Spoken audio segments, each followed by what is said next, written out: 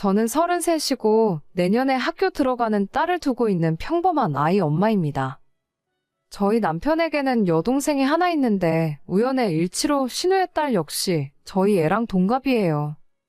신우가 저보다 한 살이 많아서 그런지 신혼 초부터 자꾸 언니 대접받으려 하고 벌핏하면 신경 거슬리게 하더니 이번에 제대로 선을 넘어버렸습니다. 저는 지금 강남구에서 살고 있어요. 돈이 많고 부자라서 강남에 사는 것이 아니라 저희 부모님 때부터 이 동네에서 살았고 제가 운영하는 사업장 역시도 강남에 있기 때문에 결혼한 이후에도 자연스럽게 이 동네에서 계속 살고 있습니다. 남들은 아이 교육 때문에 강남으로 많이 이사 온다고 하지만 저는 아직 애가 어려서 그런 건 잘 모르겠고 아직은 그 흔한 영어학원, 영어 유치원조차 보내지 않고 있어요. 아이는 내년에 집 근처 일반 초등학교에 입학시킬 예정입니다. 반면에 저희 신우는 자기 남편이 직업 군인이라 지방을 돌며 살고 있어요. 어디라고 지역은 이야기 안 하겠는데 전방이고 인구도 얼마 없는 시골이나 마찬가지입니다. 제가 서울 부심을 부리는 건 아니지만 태어나서 처음 들어보는 지역이었어요. 신우는 작년까지만 해도 자기 사는 동네가 얼마나 살기 좋고 주변 자연환경이 좋다며 자랑을 하더라고요. 그러면서 동시에 우리 애가 콘크리트 시멘트에 둘러싸여서 불쌍하다 하더라고요. 어릴 때는 자연을 벗삼아서 들판도 뛰어다니고 그렇게 살아야 아토피도 안 생기고 건강하다는데 저는 우리 딸 아픈 곳 없이 건강하게 키웠다고 생각합니다. 하지만 아무리 제가 뭐라고 이야기해도 들은 척 안 하고 자기 할 말만 하더라고요. 내가 생각해봤는데 그 집에 채린이가 너무 불쌍한 거 있지? 아무래도 서울에서 살면 맨날 학원만 뺑뺑 돌아다니고 어릴 때 제대로 놀지도 못하고 클 거 아니야? 전혀 아니에요. 얼마 전까지 저희는 학원 하나도 안 보내다가 자기가 피아노 배우고 싶다 해서 딱 그거 하나 다니고 있어요. 어차피 유치원 끝나면 바로 친정엄마 집에서 놀기만 하는걸요. 에이, 거기서 제대로 놀기나 하겠어? 흙도 없고 나무도 없고 물놀이도 마음껏 못하잖아. 아파트촌에서 노는 게 애한테 좋을 리가 없지. 요즘은 집 앞에 공원 잘 되어 있고 아파트 놀이터도 정말 좋아요. 그리고 주말에는 한 번씩 호텔 수영장 데리고 가니까 괜찮아요. 아 참, 저번 봤을 때 윤지가 놀이공원 가고 싶다 하던데 언제 한번 윤지랑 같이 서울 올라오세요. 윤지 데리고 놀이공원도 한번 가고 오빠랑 다 같이 맛있는 것도 먹게요. 아니야, 됐어. 나는 서울만 가면 머리가 아프더라고. 특히 강남은 더해. 시끄럽고 차도 많이 다니고 운전하기도 힘들어서 싫어. 그냥 자기가 채린이 데리고 한번 내려와. 우리 동네 완전 조용하고 애들 뛰어놀기 딱이야. 네, 알겠어요. 다음에 남편 쉬는 날에 맞춰서 같이 내려갈게요. 그때 봬요. 이런 식으로 한마디도 지지 않더라고요. 저는 시골에서 아이를 키우는 것도 나름대로의 장점이 있다고 생각하고 서울에서 아이를 키우는 것도 분명히 단점이 있다고 생각하고 있어요. 제가 직접 시골 생활을 오래 경험해본 것은 아니지만 자연에서 뛰어놀면서 자유롭게 크는 아이들을 보면 가끔은 저런 것도 나쁘지 않겠다 싶었습니다. 하지만 우리 부부의 삶의 터전이 지금 여기에 있고 굳이 저희가 시골로 내려가서 살 이유가 하나도 없기 때문에 신은혜와 저희들의 사는 방식의 차이일 뿐이라고 생각했었죠. 남편도 처음부터 자기 동생 성격이 어렸을 때부터 이상하니까 말 길게 섞지 말라고 제게 경고한 적이 있었어요. 선천적으로 셈이 많고 다른 사람에게 지기 싫어하는 그 성격 때문에 주변에 사람도 별로 없고 친구도 거의 없는 거나 마찬가지라고 하더라고요. 그동안 신우가 무턱대고 도시 생활보다 자기가 더 행복하게 산다고 말할 때마다 살짝 속이 상했지만 별말 없이 넘어갔는데 최근 들어서 너무 말도 안 되는 이야기를 하는 겁니다. 내가 가만히 생각해봤는데 아무래도 채린이는 시골에서 좀 살아봐야 해. 어떤 다큐멘터리를 봤는데 도시에서 태어나 자란 애들은 면역력도 부족하고 감수성도 없다 하더라고. 아니에요. 지난 겨울에도 감기 한 번 걸린 적 없이 건강하게 잘 놀았는걸요. 걱정해 주시는 건 고마운데 저희도 나름대로 신경 써서 키우고 있어요. 조금 있으면 아이들 방학이잖아. 채린이를 우리 집에서 몇 달 지내게 하는 건 어떨까? 네, 저희 딸을 거기로 보내라고요? 글쎄요, 그럴 필요까진 없을 것 같은데. 왜? 채린이도 시골에서 한 번쯤 살아보는 것도 괜찮다니까? 어차피 이제 내년에 학교 들어가면 이럴 기회도 없어. 여기 겨울 되면 눈이 얼마나 많이 오는 줄 알아? 이번 겨울 석 달 정도 여기에서 지내면서 마음껏 뛰어놀고 봄에 다시 올라가면 좋지 않겠어? 이런 추억도 서울 강남 바닥에서는 평생 돈 주고도 못 산다니까? 글쎄요, 채린이가 그런 걸 좋아할지 모르겠는데. 나중에 남편이랑 상의를 한번 해보고 말씀드릴게요. 상의는 무슨 상의야? 우리 오빠는 내가 저번부터 이야기했더니 애들은 원래 시골에서 커야 한다고 말했었어. 우리 남매가 원래 시골 출신이잖아. 걱정하지 말고 내려보내. 내가 잘 봐줄 테니까. 아무리 그래도 석 달씩 내려보내는 건 좀. 너무 애를 품속에서 키우는 것도 잘못이야. 나랑 우리 오빠는 어릴 때 방학만 되면 할머니 집에 가 있었다니까. 애들도 부모 품을 떠나봐야 부모의 소중함을 알지. 우리 채린이도 걱정이긴 한데, 형님이 두 아이들을 방학 내내 봐주시면 힘드시지 않을까요? 방학 때는 한 명도 돌보기 힘들잖아요. 2명? 그게 무슨 소리야? 채린이랑 윤지 2명이요. 아, 내가 중요한 말을 깜빡했구나? 뭔가 오해하고 있는 것 같은데? 채린이가 우리 집에 와서 살고 윤지가 그 집에 가서 지낸다는 소리였어. 방학 때 학원 좀 보내려고 하는데 알다시피 여긴 학원이 없잖아. 초등학교 들어가기 전에 선행학습으로 영어랑 수학 정도는 기본이라더라. 아무래도 이런 시골보다는 서울 강남의 학원은 더 잘 되어 있겠지. 네, 윤지를 저희 집에서 데리고 있으라고요? 그래서 대신 채린이를 내려보내라고 하신 거예요? 응, 2명을 한 번에 봐주는 건 아무래도 힘들잖아. 그 집에서 우리 윤지 봐주고 대신 내가 채린이 봐준다는 소리였어. 아니요, 그럴 생각 없어요.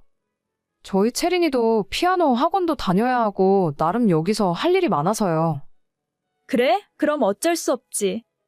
나는 나름대로 배려해주려고 한 건데. 그럼 우리 윤지만 올려보낼게. 학원은 내가 미리 봐뒀거든. 학원비는 보내줄 테니까 방학 때 석 달만 맡아줘. 석 달이요? 아니요, 그건 좀 곤란할 것 같아요. 윤지 올라오면 지낼 방도 없거든요. 애들인데 방이야 아무데나 쓰면 돼. 채린이 방에 같이 자게 하면 될 거 아니야? 아니요, 전 그럴 생각 없어요. 학원 보내고 싶으시면 다른 방법을 찾으셔야 할 것 같아요. 아니, 그냥 애 하나 먹이고 재워달라는데 그게 그렇게 힘든 일이야? 하루도 아니고 석 달씩이나 남의 집 애를 봐줄 수가 없어요. 남편도 저도 맞벌이 하는데, 낮에는 저희 친정엄마가 애를 봐주셔야 하거든요. 그럼 민폐를 끼칠 수는 없는 일이죠. 애 하나 더 보는 게 뭐가 어렵다고 그래? 진짜 서울에 산다고 유세 떠는 거 아니야? 만약에 나였으면 채린이 몇 달 봐주는 건 일도 아니었을걸? 죄송한데 저는 아니라서요. 이 문제는 더 이상 할 이야기가 없을 것 같네요. 우리 오빠한테 다 이야기할 거야. 내가 시골 산다고 무시하는 것 같은데. 절대 그냥 안 넘어가. 저는 한 번도 무시한 적 없어요. 그렇게 느낀다면 그런 생각을 하는 사람이 문제겠죠. 저희 집을 친정부모님께서 사주신 건 알고 계시죠? 자꾸 억지 부리시면 오빠가 중간에서 가장 곤란해하지 않을까요? 그럼 알아들으신 걸로 알고 여기까지만 할게요.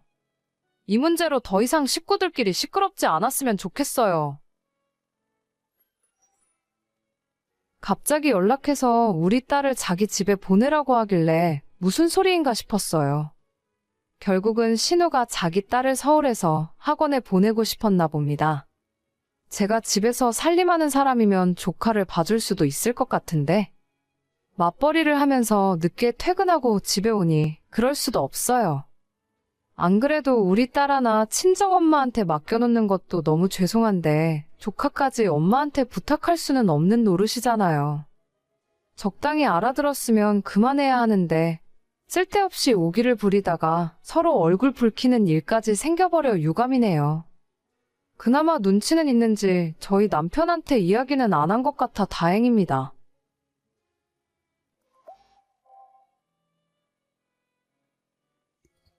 은정아, 김치 새로 담궈놨어. 내일 와서 김치 좀 가져가. 저번에 준 것도 아직 많은데 무슨 김치를 또 담궜어. 그냥 엄마 가게에서나 팔아. 힘들게 왜 자꾸 만들고 그래. 저번에 준 건 묵은지고 이건 새로 담근 거란 말이야. 가게에서 파는 거랑 우리가 먹으려고 담그는 거랑 같니? 깍두기도 좀 같이 했고 일부러 많이 만들었으니까 너네 시댁에도 좀 가져다 드려. 시어머니한테? 싫어. 뭘 잘해주는 게 있다고 엄마 김치까지 가져다 주는데 그냥 우리 집 김치 냉장고에 두고 나 혼자 먹을 거야. 이거 사. 먹을 걸 가지고 그러면 벌 받아. 어차피 박서방이랑 너랑 둘이서는 다 먹지도 못해. 가져가서 시댁이랑 적당히 나눠서 먹어. 너가 먼저 잘해드리면 그쪽에서도 사람인데 하나밖에 없는 며느리를 이뻐라 해주시겠지. 어휴, 그런 괴팍한 노인네한테 이쁨 받고 싶지도 않네요. 지금도 남편 말 아니었으면 진작 결혼이고 뭐고 때려쳤을지도 몰라. 어쩜 그렇게 나만 보면 못 잡아 먹어서 안달인지. 은정아, 그런 소리 함부로 하는 거 아니야. 그래도 결혼했으면 가족이나 마찬가지인데 너가 먼저 잘해드려야지. 잘해봤자 아무 소용도 없어. 아무튼 김치는 내일 가지러 갈게. 엄마 가게로 가면 돼? 아니면 집으로 가지러 갈까? 우리 집 김치 냉장고에 넣어놓을 테니까 가져가면 돼. 김치는 2통이고 깍두기도 하나 가져가. 알겠어. 엄마도 쉬엄쉬엄이래. 저희 친정엄마는 시장에서 20년 동안 반찬 가게를 하고 계십니다. 손맛 좋기로 유명하시고 저도 지금까지 엄마가 직접 담궈준 김치보다 맛있는 김치를 못 먹어봤을 정도로 정말 맛있어요. 가게에서 파는 반찬들도 맛있어서 장사가 잘 되는 편이고 오랜 시간 단골들이 진짜 많습니다. 저 시집간 뒤에도 정기적으로 반찬 가져가라 하시고 특히나 김치는 수시로 만들어서 주세요. 결혼한 지 2년이 지난 지금까지 저희 집은 물론이고 종종 시댁에도 가져다 주라며 넉넉하게 만들어서 주셨습니다. 하지만 이렇게까지 친정엄마가 신경을 쓰는데도 시어머니는 신혼 초부터 저랑 잘 안 맞았어요. 성격도 너무 안 맞고 평소 시모가 생각 없이 툭툭 던지는 말도 은근히 사람 짜증나게 하고 신경 거슬리기 때문에 얼굴 보고 대화하는 것 자체가 싫더라고요. 시간이 지나면 좀 나아질까 생각했지만 2년이 지난 지금까지도 시모는 너무 불편하고 어렵습니다. 요리도 완전 못하셔서 저희 엄마 반찬이나 김치 한번 가져다 주면 아버님이 너무 좋아하시는데 시모는 공짜로 받아 먹으면서 답내는 고사하고 잘 먹었다 고맙다라는 이야기 한번 한 적 없었어요. 어머님, 이번에 저희 친정엄마가 김치 새로 담그셨대요. 새김치 좀 가져다 드릴까요? 그래, 한번 맛이나 보게 좀 가져와 봐라. 그런데 저번에 물김치는 너무 짜더라고. 물 좀 넣고 겨우 다 먹긴 했는데 이번 김치도 혹시 짜니? 글쎄요. 물 김치가 짜게 느껴지셨으면 김치도 짤 수도 있는데 그냥 드리지 말고 저희끼리 먹을까요? 어머님 입맛에 맞는 걸로 새로 사드시는 게 낫겠죠? 아니다. 일단 가져와 봐. 사돈이 만들어준 성의가 있는데 짜건 싱겁건 그냥 주는 대로 먹어야지. 그래도 나 같은 사람이 솔직하게 이야기해주는 게 도와주는 거야. 너무 서운하게 듣지 말고 나중에 어머님한테 조금만 소금 간 덜하면 딱 좋을 것 같다고 전해드려. 네. 김치는 제가 내일 어머님 댁으로 가져다 드릴게요. 그래라. 혹시 이번엔 깍두기는 좀 안 하셨니? 너희 어머니는 김치보다 깍두기가 좀 낫더라. 깍두기는 작년에 한번 가져다 주더니 그 뒤로는 한번 구경을 못하네. 깍두기 이번에 좀 담그셨어요. 내일 김치 가져다 드리면서 깍두기도 같이 드릴게요. 저희 엄마 가게 가시면 항상 있는데. 아유, 돈 주고 사다 먹을 정도는 아니고 그냥 있으면 좀 맛이나 보자는 거지. 아무튼 그것도 가져와 봐라. 네. 진짜 듣기만 해도 짜증나지 않으세요? 처음엔 좋은 마음으로 어차피 엄마가 많이 만들었으니까 나눠드려야겠다 싶다가도 저런 말투를 들으면 좋은 마음이 싹 사라집니다. 돈 주고 사먹는 손님들도 저딴 식으로 말하진 않을 거예요. 맛이나 보긴 뭘 맛이나 본다는 건지. 너희 어머님 깍두기가 정말 맛있더라. 이런 맛있는 걸 공짜로 먹다니 너무 죄송하네. 이런 식으로 칭찬해주면 드리는 저도 기분 좋고 저희 엄마한테 말씀드리기도 좋잖아요. 기껏 김치 가져다 줬더니 싱겁다고 소금 간 줄이라는 소리나 하고 있으면 제가 그런 말을 엄마한테 어떻게 전하겠습니까? 입에 안 맞으면 안 받고 안 먹으면 될 텐데 주면 주는 대로 다 먹으면서 최근 들어서는 저희 엄마 김치로 주변에 생색까지 내고 있더라고요. 저번에 가져다 준 김치 좀 남은 거 없니? 몇 포기만 더 가져와 봐라. 그 많은 걸 벌써 다 드셨어요.